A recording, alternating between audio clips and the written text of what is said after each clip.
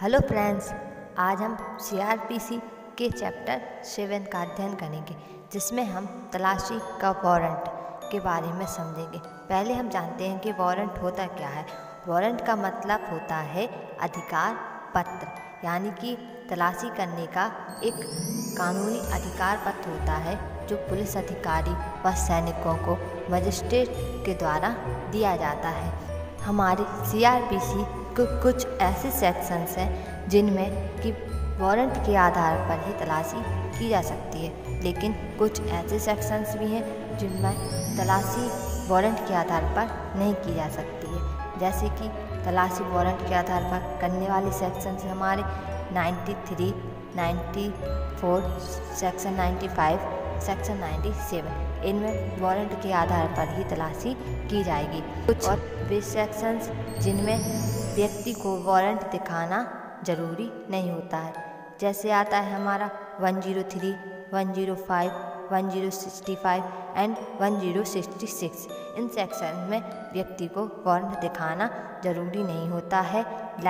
जैसे कोई वाहन से जा रहा है और आचार संहिता लगी हुई है, तो पुलिस अधिकारी को यह अधिकार दिया जाता है कि वह उसे वारंट न दिखाते हुए उसकी वाहन की तलाशी कर सकता है।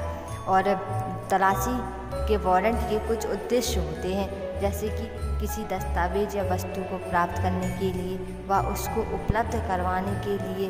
और हमारा दूसरा पॉइंट आता है जैसे किसी घर की तलाशी जहां पर कोई संगीन संपत्ति चुराई हुई रखी होती है, या दस्तावेज उसे प्राप्त करने के लिए, या किसी प्रकाशन को जब्त करने के लिए जिसका संबंध किसी व्यक्ति की मानहानि व नुकसान से हो। और हमारा चौथा पॉइंट आता है जैसे ऐसे व्यक्तियों को खोजने के लिए जिनकी विधि विरुद्ध रूप से निरुद्ध करके रखा गया है, यानी कि जिनको विधि विरुद्ध रूप से अपने कब्जे में किसी व्यक्ति द्वारा रखा गया है, उनको खोजने के लिए भी तलाशी का वारंट जारी किया जा सकता है। इसके ये मुख्य उद्देश्य होते हैं तलाशी के वारंट के, जैसा कि हम पहले बता चुके हैं कि 93, 94, 95, 97 सेक्शंस के आधार पर तलाशी ली जा सकती है।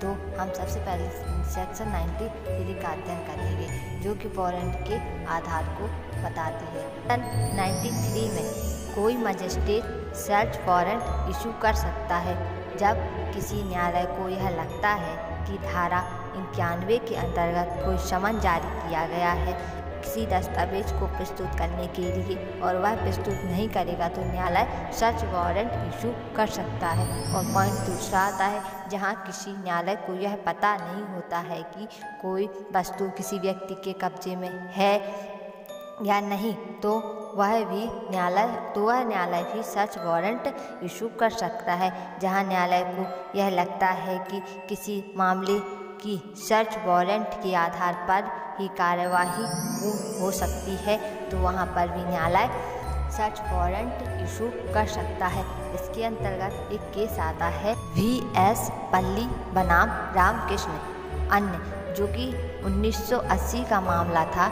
इस मामले में न्यायालय ने कहा तलाशी का वारंट इशू करना एक गंभीर विषय है और तलाशी का वारंट दोषपूर्ण तरीके से नहीं दिया जा सकता व तलाशी का वारंट जारी करना मजिस्ट्रेट के विवेक पर निर्भर करता है, और मजिस्ट्रेट से यह उम्मीद या यह पूर्ण रूप से आशा की जाती है कि उसने अपने पूर्ण विवेक का ठीक रूप से उपयोग किया है। और साथ ही यह ध्यान में रखना चाहिए कि मजिस्ट्रेट को यह ध्यान में रखना चाहिए कि इसका किसी की वैधानिक अधिकार पर प्रतिकूल प्रभाव ना पड़े। इसके बाद हम अपने दूसरे सेक्शन पर आते हैं, सेक्शन 94, जो वारंट ऑफ प्लेस, यानी कि किसी स्थान की तलाशी के वारंट के बारे में बताता है। कोई मजिस्ट्रेट, जिसमें आते हैं हमारे डिस्ट्रिक्ट मजिस्ट्रेट, जिसको जिला मजिस्ट्रेट कहा जाता है, और आता है सब डिविजनल मजिस्ट्रेट, जिसको SDM यानी कि उपखंड मजिस्ट्रेट कहा जाता है। इसके बाद आते हैं अपने जुडिशियल मजिस्ट्रेट फर्स्ट क्लास, यानी कि प्रथम वर्ग मजिस्ट्रेट द्वारा आते हैं। इनके द्वारा ही किसी स्थान की तलाशी का वारंट इशू किया जा सकता है। इस सेक्शन के अंतर्गत एक केस आता है, Vikas book agency versus state of UP 1992। इस केस में यह बताया गया है कि किसी मजिस्ट्रेट या किसी दंड न्यायाधीश द्वारा जब वारंट इशू किया जाता है तो इसके लिए मुख्य कारण व विश्वास का होना बहुत ही ज़रूरी होता है। और अब आते हैं हम अपने सेक्शन 95 का। सेक्शन 95 के अनुसार राज्य सरकार के पास यह अधिकार है कि वह किसी ऐसे समाचार पत्र या पुस्तक को जब्त करने के लिए सर्च करने के लिए सर्च वारंट इशू कर सकती है जिसमें कि कोई बात का प्रकाशन है जिसका संबंध section 124A, 153A, 153B and section 292 and 293, 295A जो कि IPC के अंतर्गत आपराधिक दंडनीय मानी गई हैं। अब हम समझेंगे कि ये धाराएं होती क्या है। 124A राजद्रोह में बढ़ाने के लिए और 153A, 153B जो धार्मिक संबंधी विद्रोह को बढ़ाने के लिए उपयोग के लिए आपराधिक बताई गई हैं और 292, 293, 295A जो कि अश्लील सामग्री जिसमें सामाजिक अश्लीलता फैलती है इन संबंधी जो कि समाचार पत्र या कोई पुस्तक इस प्रकार राज्य विद्रोह या सामाजिक अश्लीलता को फैलाती है वो भारतीय दंड संहिता की 1860 की धाराओं के अंतर्गत दंडनीय मानी जाएगी और सरकार के पास यह अधिकार रहेगा कि वह उन्हें जब्त कर सकती है। अब हम अपने सेक्शन 97 की बात करते हैं। बताया गया है कि सदोष परिरोध व्यक्तियों की तलाशी, यानी कि यदि किसी जिला मजिस्ट्रेट या उपखंडीय मजिस्ट्रेट या प्रथम वर्ग मजिस्ट्रेट को यह विश्वास करने का कारण है कि कोई व्यक्ति ऐसी परिस्थितियों में परिरुद्ध यानी कि अपने कब्जे में रखा गया है जिससे वह परिरुद्ध अपराध की श्रेणी में आता है